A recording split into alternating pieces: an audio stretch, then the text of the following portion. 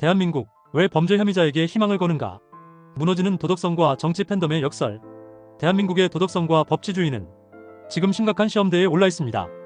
4건의 중대한 범죄 혐의로 재판을 받고 있는 전과 사범의 정치인이 차기 대통령 후보로 유력하게 거론되고 있다는 사실은 우리 사회가 정의와 도덕이라는 가장 기본적인 기준을 어디까지 포기하고 있는지를 보여줍니다. 더불어민주당 이재명 대표는 현재 위증교사, 대장동 일의 신도시백 현동 개발 특혜, 성남FC 불법 후원, 쌍방울 대북 송금, 법인카드 사적 유용 사건 등으로 수사를 받고 있으며 일부 사건은 이미 본격적인 재판에 들어갔습니다.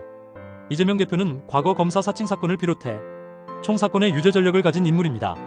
최근 법원은 그를 대장동 사건의 증인으로 소환했지만 그는 정당한 사유 없이 3차례나 출석하지 않았고 그에 따라 재판부는 총 800만 원의 과태료를 부과했습니다. 그러나 여전히 그는 법정 출석을 거부하고 있으며 법원은 다음 기일에 감치 혹은 강제 구인 가능성까지 시사하고 있는 상황입니다. 그럼에도 불구하고 이재명 대표는 여전히 유력 대권주자로 지지받고 있습니다. 이러한 현실은 대한민국 유권자들의 정치인식이 단순한 정책이나 철학의 문제가 아니라 진영 논리와 팬덤 정치라는 구조적 왜곡에 얼마나 깊이 빠져 있는지를 보여줍니다. 그가 처한 법적 상황은 일반적인 시민이라면 상상도 할 수 없는 수준의 비리 혐의입니다. 그럼에도 그의 지지층은 정치 탄압이라는 프레임을 앞세워 이 모든 혐의를 정권의 음모로 치부하고 있습니다. 그 결과 대한민국은 어느새 법의 심판보다 정치적 지지가 더 강한 힘을 갖는 나라가 되고 말았습니다. 정치는 본래 국민의 신뢰 위에서 작동해야 합니다. 특히 최고 권력자인 대통령이 되기 위해서는 더 높은 도덕성과 법적 책임이 요구되어야 마땅합니다. 그러나 지금 대한민국에서 벌어지고 있는 상황은 정반대입니다.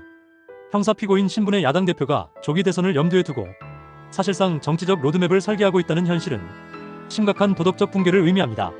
검찰의 기소와 법원의 재판은 아무런 정치적 의미를 갖지 못하고 오히려 그에게 정치적 박해자라는 상징성을 부여해 지지층을 결집시키는 도구로 활용되고 있습니다. 이와 같은 상황이 가능한 또 다른 배경은 여권의 무능입니다.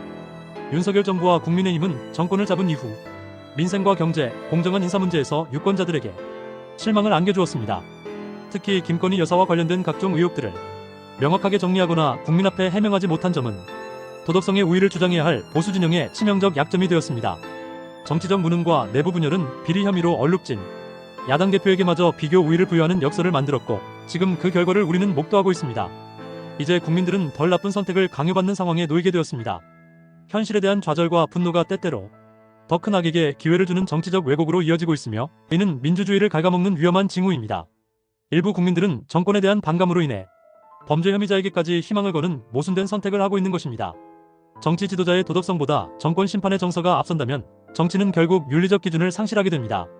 만약 이재명 대표가 대통령이 된다면 우리는 자녀들에게 무엇을 가르칠 수 있겠습니까?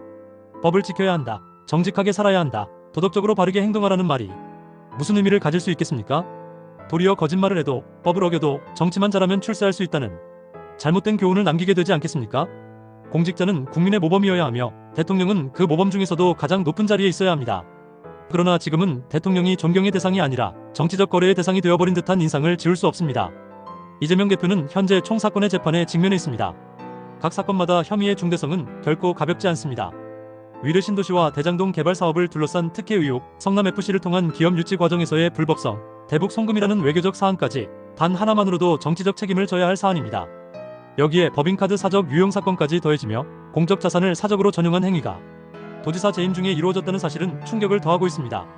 그럼에도 재판의 지연, 법원의 신중한 절차, 그리고 이재명 대표의 정치적 위치는 그에게 시간과 공간을 제공합니다. 조기 대선이 현실화될 경우 그의 피선거권 박탈 가능성은 거의 없는 상태입니다.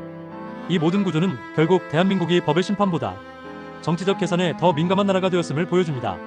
대한민국은 지금 중대한 갈림길에 서 있습니다. 법과 정의를 앞세울 것인가, 아니면 감정과 팬덤 정치에 모든 것을 맡길 것인가. 국민 한 사람 한 사람이 어떤 선택을 하느냐에 따라 대한민국의 미래가 결정될 것입니다. 지도자의 도덕성은 단순히 개인의 문제가 아니라 그 사회 전체의 기준과 가치를 반영합니다. 범죄 혐의자에게 희망을 거는 사회는 더 이상 정의를 말할 수 없습니다. 우리는 이제 단순한 정권 교체가 아닌 도덕적 기준의 회복이라는 더 본질적인 질문에 답해야 할 때입니다. 그것이 바로 대한민국이 다시 바로 설 수 있는 유일한 길입니다.